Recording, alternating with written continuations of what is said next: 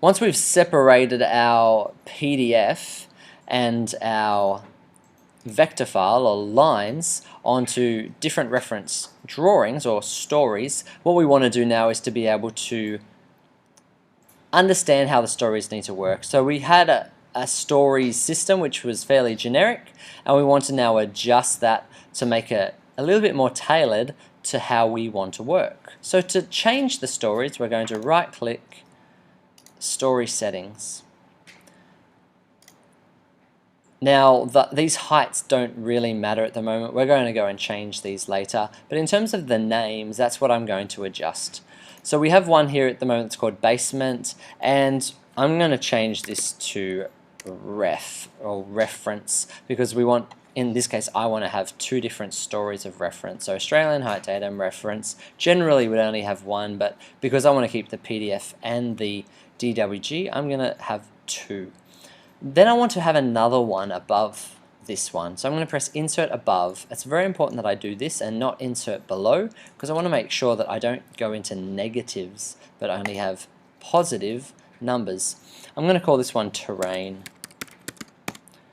Now the point of terrain is that this is where I'm going to build my terrain mesh or my site or my earth. Again, I'm not going to worry about heights at the moment. I'm going to come back and change that later. This is only going to be a two-story house. So in terms of understanding the rest of the stories, I want ground and first, and then I can delete second, delete third, and that's how I want it to look. I could potentially add in another story above this if I wanted to have another reference story perhaps, but for now, again, that's fine. So I'm going to press OK.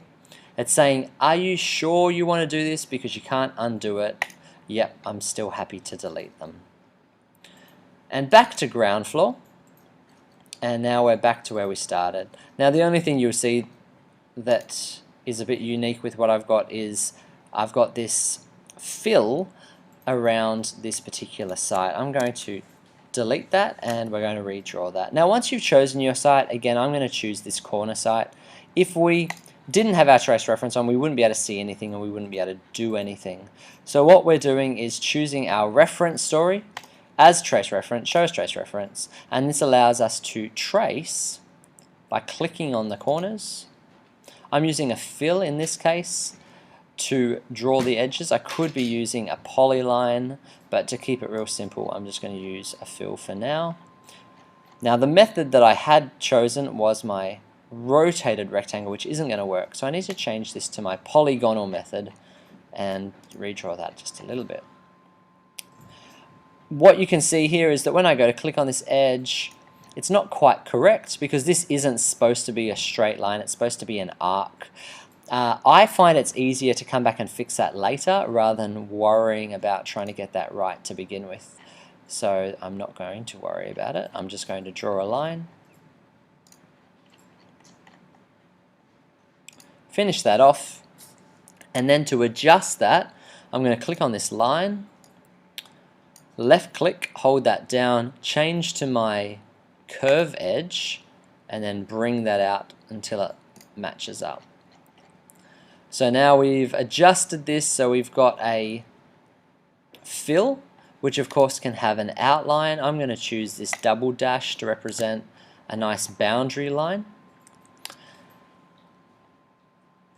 And I can turn this off and we can understand the shape of our lot. Now interestingly, we're not going to keep it like this because if we measure this or look at this, we see that the angle isn't flat, it's not zero.